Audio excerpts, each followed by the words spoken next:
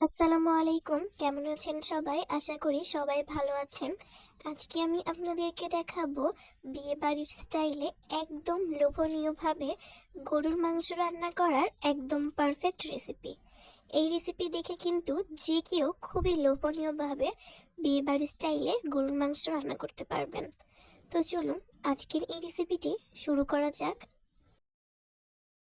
আজকের রেসিপিটি তৈরি করার জন্য প্রথমে একটা কড়াইয়ে তেল দিয়ে তাতে দিয়েছি এলাচ এবং দারচিনি, এবং এখন দিয়ে দিলাম পেঁয়াজ, রসুন এবং তেজপাতা। এগুলো দিয়ে ভালো করে কিছুটা সময় ধরে নাড়াচাড়া করে ভেজে নিতে হবে।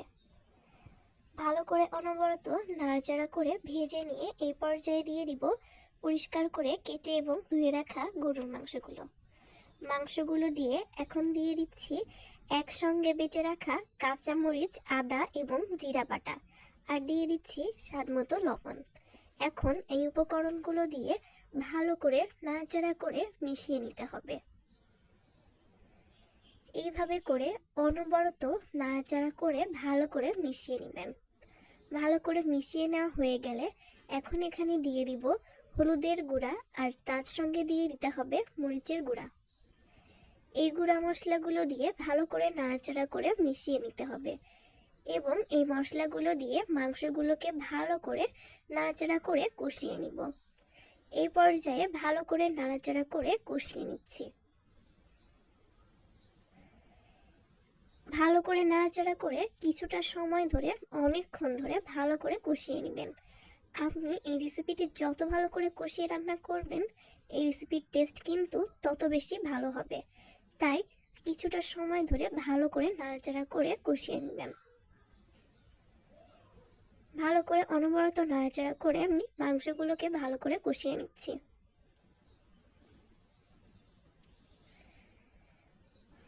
কিছুটা সময় ধরে অনবরত চুলার পাশে থেকে আপনারাও সেম ভাবে মাংসগুলোকে কষিয়ে নেবেন। কষিয়ে মাংস রান্না করলে সবচাইতে বেশি মজা লাগবে।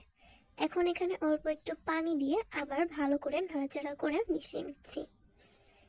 এ পর্যায়ে ভালো করে নাড়াচাড়া করে আমি মিশিয়ে নিব। মাংসগুলোকে ভালো করে নাড়াচাড়া করে মিশিয়ে নিয়ে আমি আবার কিছুটা সময় ধরে ভালো করে এই মাংসগুলোকে কষিয়ে নিব। কিছুক্ষণ ঢাকনা দিয়ে ঢেকে রাখবেন। কিছুক্ষণ পর ঢাকনা তুলে ভালো করে নাড়াচাড়া করে এই মাংসগুলোকে কষিয়ে নিতে হবে। মূলত গরুর মাংস রান্না করার সময় আপনি যতটা ভালো করে এই মাংসগুলোকে কষিয়ে রান্না করবেন, এর টেস্ট কিন্তু ঠিক ততটাই বেশি ভালো আসবে।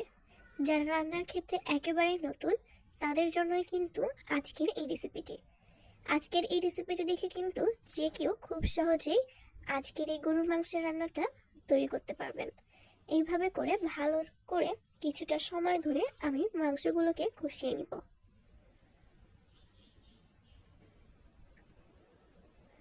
এইভাবে করে ভালো করে নাড়াচাড়া করে আমি মাংসগুলোকে কষিয়ে নিচ্ছি। আর হ্যাঁ, যারা আমার চ্যানেল নতুন, যদি আপনাদের কাছে রেসিপি ভালো লাগে তাহলে আমার চ্যানেলটিকে সাবস্ক্রাইব করে দিবেন। এই পর্যায়ে ঝোলের জন্য পরিমাণ মতো পানি দিয়ে দিয়েছি। পানি দিয়ে চামচের সাহায্যে আবার ভালো করে নাড়াচাড়া করে মিশিয়ে নিব। যারা এই রেসিপিটি ফেসবুক পেজ থেকে দেখছেন তারা চাইলে পেজটিকে ফলো দিয়ে রাখতে পারেন। ঢাকনা দিয়ে ঢেকে রাখবো। আর এদিকে নিয়েছি টেলে নেওয়া জিরা এবং টেলে নেওয়া এলাচ। জিরা এবং এলাচ একসঙ্গে বেটে নিচ্ছি। ভালো করে নাড়াচাড়া করে এটাকে কিছুটা সময় ধরে রান্না করে নিচ্ছি। আবার ঢাকনা দিয়ে ঢেকে কিছুক্ষণ সময় ধরে ভালো করে রান্না করে নিব। কিছুক্ষণ রান্না করে নিয়ে কিছুক্ষণ পর ঢাকনা তুলে কিছুটা নাড়াচাড়া করে এখন সেই বাটা মশলাটা দিয়ে দিচ্ছি, অর্থাৎ টেলে নেওয়া জিরা এবং এলাচ বাটা। এই বাটা মশলাটা দিয়ে ভালো করে নাড়াচাড়া করে এখন মিশিয়ে নিব। এভাবে করে কিছুটা সময় ধরে ভালো করে আবার রান্না করে নিতে হবে। কিছুক্ষণ পর ফিরে আসলাম। কিছুক্ষণ পর ফিরে এসে এখন আমি আবার ভালো করে নাড়াচাড়া করে মিশিয়ে নিব। আর এই রেসিপিটি দেখে কিন্তু যে কেউ নতুন পুরাতন সবাই রান্না করতে পারবেন, ভীষণ মজা লাগবে। এখন আমি একটা তাওয়ার উপর দিয়েছি। এভাবে তাওয়ার উপর দিয়ে রান্না করলে কিন্তু মাংসগুলো খুব দ্রুত সিদ্ধ হয়। আর এই মাংসগুলোকে এভাবে রান্না করলে কিন্তু মাংসের টেস্ট অনেক বেশি ভালো হয়। এইভাবে করে আমি আবার নাড়াচাড়া করে মিশিয়ে নিচ্ছি। আর মাংসের কালারটা দেখে বুঝতে পারছেন আজকের রেসিপিটি কেমন হয়েছে। এইভাবে করে আবার কিছুক্ষণ সময় ধরে রান্না করে নামিয়ে নিলেই আজকের এই রেসিপিটি কিন্তু একদম রেডি। কেমন লেগেছে আপনাদের কাছে অবশ্যই মূল্যবান মতামতের মাধ্যমে কমেন্ট করে জানাবেন। আশা করব আপনাদের কাছেও ভালো লেগেছে। নতুন কোনো ভিডিওতে খুব শীঘ্রই নতুন কোনো রেসিপি নিয়ে আপনাদের সামনে হাজির হব।